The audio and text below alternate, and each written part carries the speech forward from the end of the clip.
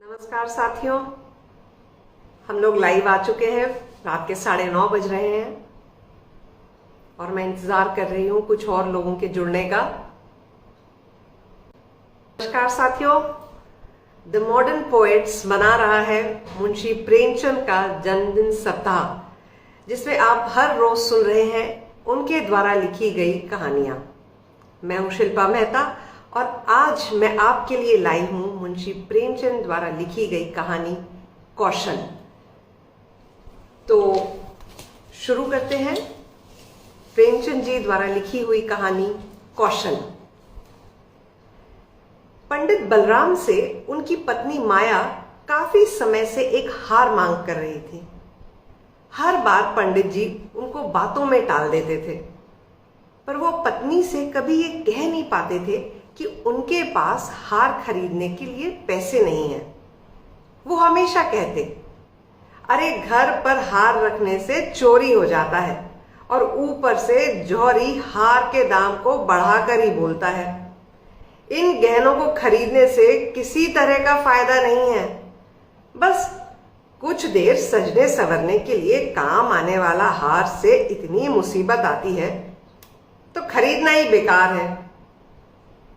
अब पंडित जी की पत्नी काफी भोली थी। वो हमेशा अपने पति की इन बातों में आ जाती थी, लेकिन जब कभी वो दूसरी महिलाओं के पास गहने पहनकर उनको देखती तो उसके मन में भी ये बात आती कि काश मेरे पास भी ऐसा जेवर होता। वैसे पंडित जी थोड़ी मेहनत करते तो अपनी पत्नी के लिए हार खरीद सकते थे, लेकिन उन्हें तो सिर्फ भोजन करना और आराम करना ही पसंद था और वो अपने आलस्य के कारण पत्नी की 4 बातों को सुनना भी बुरा नहीं मानते थे। एक दिन बच्चों को पढ़ाकर जब वो घर लौटे तो देखा उनकी पत्नी के गले में वही हार है जिसकी मांग वो लंबे समय से कर रही थी।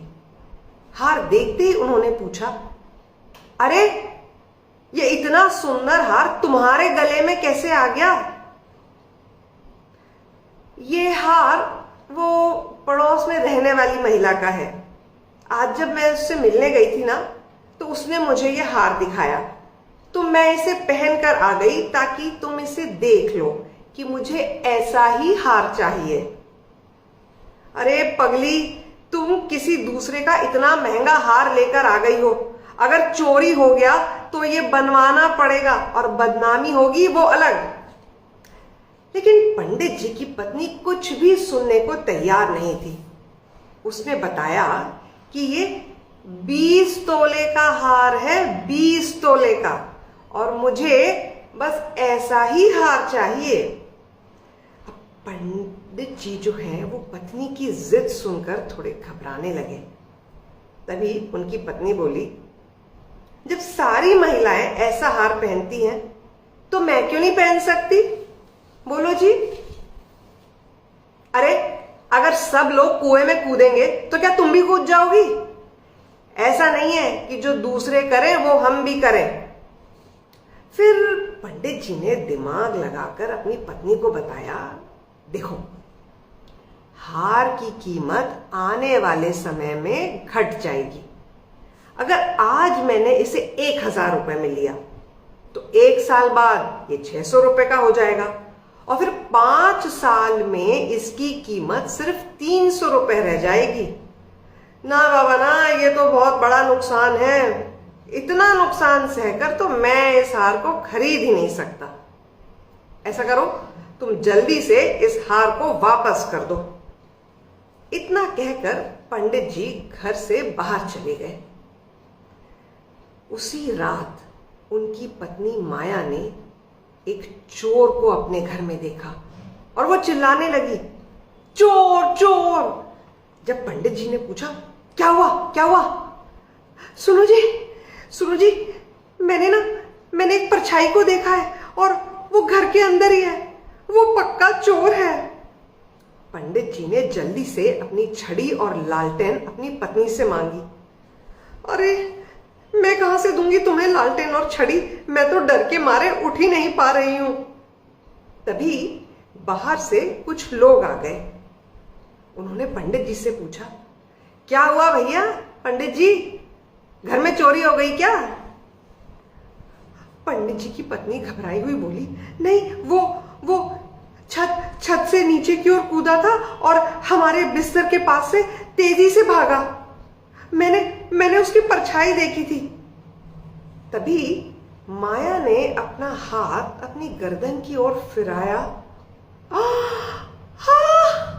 हार, वो हार तो मेरे गले में है ही नहीं। जी हाँ, वो हार पंडित जी की पत्नी के गले से गायब था। हे भगवान, ये क्या हो गया? मेरा हार। अरे नहीं, मेरा नहीं, वो तो मैं पड़ोसन से लेकर आई थी। तो पंडित जी ने पूछा, तुम उस हार को उतार कर नहीं सोई थी? नहीं, मुझे क्या पता था कि आज ही घर में इतनी बड़ी मुसीबत आ जाएगी।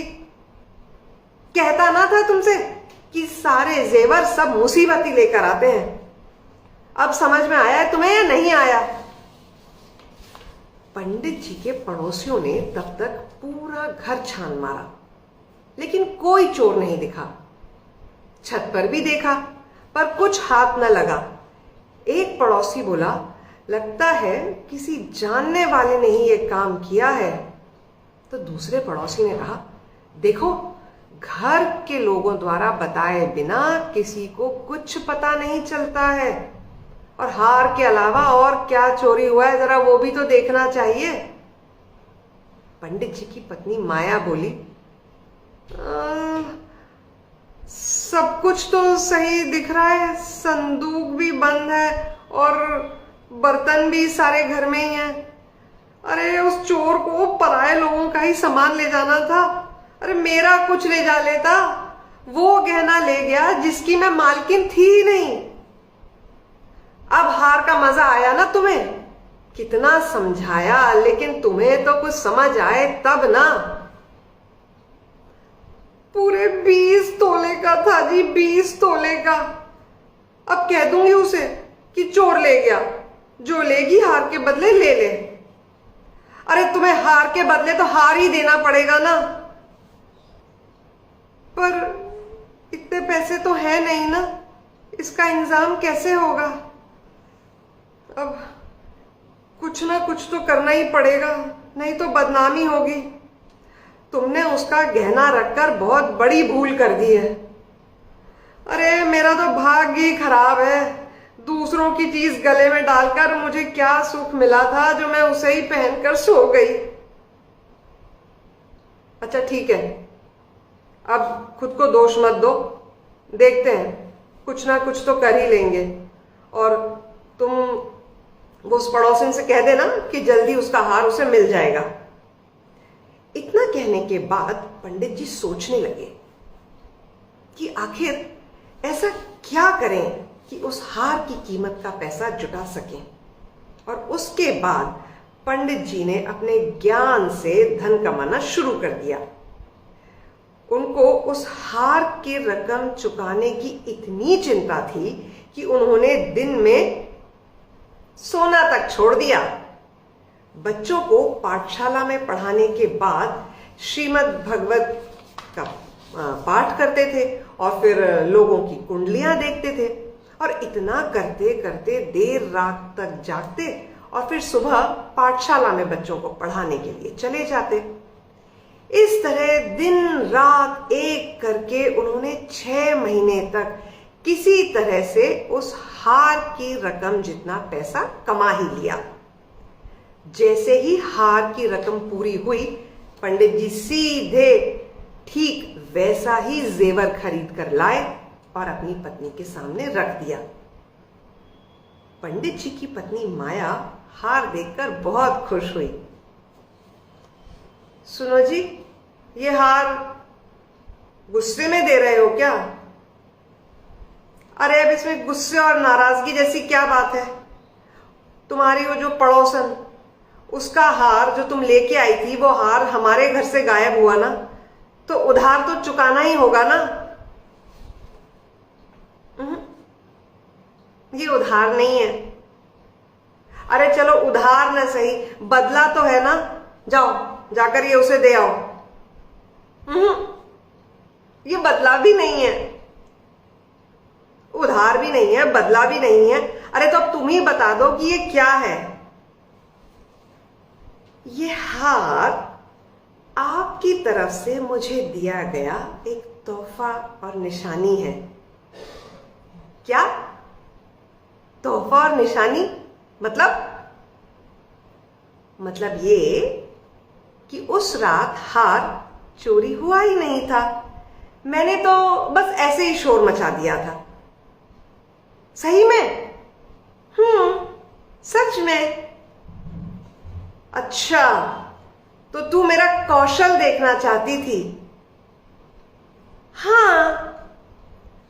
अरे तुम्हें कोई अंदाजा ही नहीं है कि इस कौशल के लिए मुझे क्या सब मूल्य चुकाना पड़ा। 600 से भी ज्यादा चुकाना पड़ा क्या? अरे उससे भी बहुत ऊपर चुकाना पड़ा। क्या? अरे तू समझेगी नहीं, इस कौशल के लिए मुझे अपनी स्वतंत्रता तक कुर्बान करनी पड़ी। हो,